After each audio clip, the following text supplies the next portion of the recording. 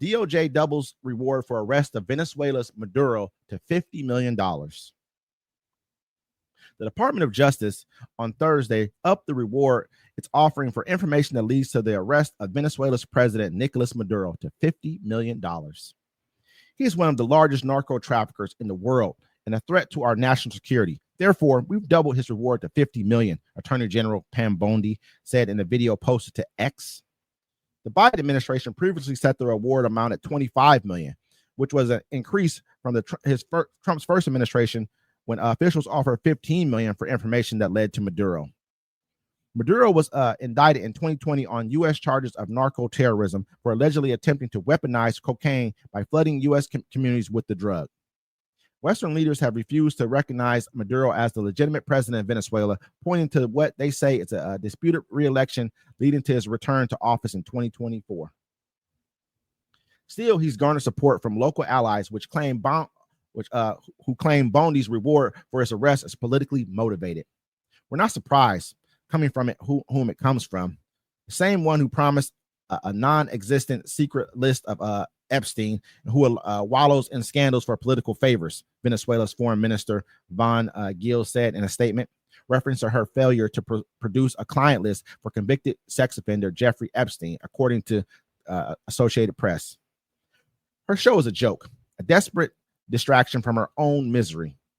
Under President Trump's leadership, Maduro will not escape justice, and he will be held accountable for his despicable crimes, she added.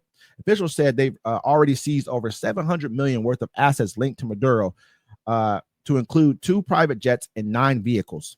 The Drug Enforcement Administration has recovered 7 tons of cocaine linked to the Venezuelan leader, often tracked by members of the TDA, Sinaloa, and by the members of TDA, Sinaloa, and Cartel of Sons street gangs, according to the DOJ.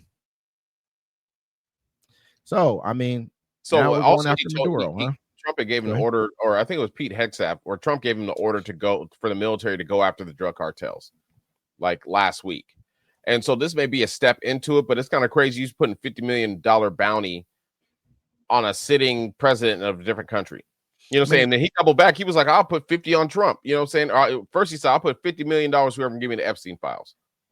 Is that what he said? Yeah, first, and now it's like $50 million on Trump. You know what I'm saying? I mean, $50 million for the Epstein files. Somebody probably got it. I mean, yeah. $50 million. He got the money to get it too. I'm gonna be honest with you. They've done this already. This would not be the first time they've done this. They did this to Manuel Noriega down in Panama.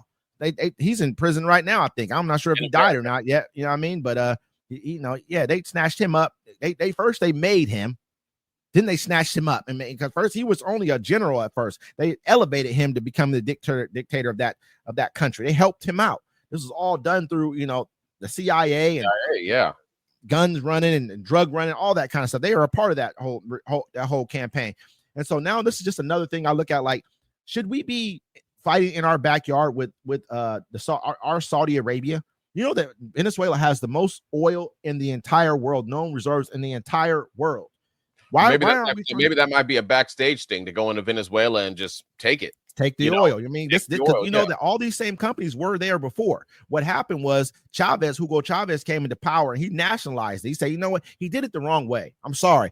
I'm not against Maduro. I'm not against Chavez. I do understand that they have a reason to fight the war the way they're fighting. Now, I believe that some countries, when you first start out as a nation, and you're trying to make changes, especially drastic changes like they did towards more socialist programs to help their people with their oil money, the same way Saudi Arabia is doing.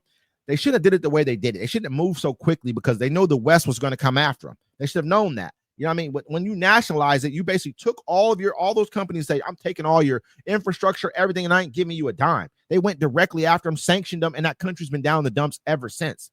And that's not me being against them. I wish I could go to that country and actually speak to people and learn more about what's going on so that we can understand what's going on, because there's no way that we have a treasure trove of oil in our backyard, a country that has it. Why are we paying so much for fuel? Why haven't we teamed up with this nation and made deals with them to help them? If they want to be socialists, let them be socialists. Are we afraid to see countries become socialist nations and they thrive in our backyard because people might want to? Look at, we're not mad at Saudi Arabia, and they're pretty much a socialist nation over there.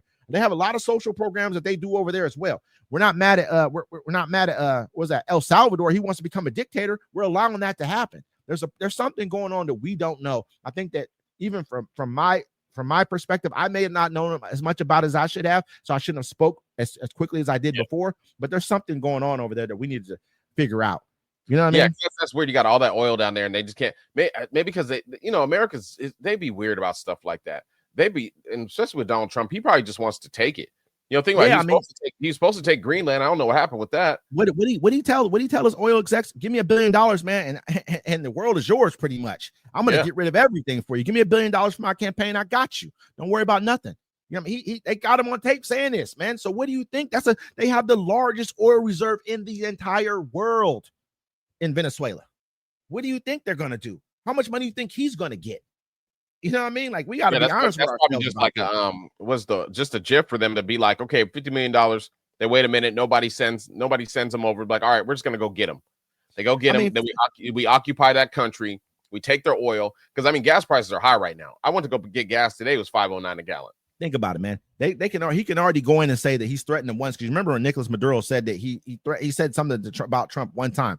About like, hey, we'll go do this to you if you try to do this to us. Now he's saying, I'm putting this money on your head about this. Now that becomes almost like he could take that as a threat. And now next thing you know, we could be in.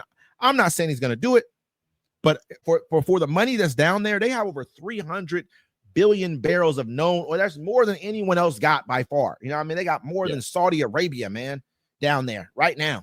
That they're not even being able to, they're not even in the top 10 of producers. That tells you everything, man. All their equipment down there is falling apart because they don't know how to fix it. They don't have the infrastructure to be able to fix those equipment. The people, they're not allowed to get, they're so sanctioned, they're not allowed to get the equipment to fix the stuff. You know what I mean? It's crazy to me, man. I mean, think about it, you got that much money sitting there and you can't even utilize it. Like, their country could be rich as hell right now. You should see the pop. They used to be the wealthiest country in all Latin America by far. By all South America, they were the wealthiest country down there. Chavez made the wrong decision, went the wrong way. You remember when he met with Obama and he gave him that book, like, hey, like basically telling him the story of what America has done to South America. It's just the truth. These are all factual things, but you went about it the wrong way. You moved too quickly, what Saudi Arabia did, just to make it real quick right here. What they did is they had the Aramco company, which was the Saudi Arabia and America made Aramco, which was when we went out there and we found oil, we struck oil for them for the first time. We made this company with them. What they did was buy us out slowly but surely over time as we needed money. And at the end of it, they kind of almost forced us out of the last bit of it, but they paid us for it. That's what you should have did. You know what I mean? That's what you take your time. Don't come in here and try to bully. There's no reason to. You know what I mean? Why am I going to bully when I got partners right here? I can just say, you know what? Yeah, you guys got the best deal, but now we're going to change the deal, change the structure of the deal a little bit more, and I'm going to get more. And I'm going to buy, I'm going to make these companies, what you're going to do is 50-50. Now 60-40, 80-20.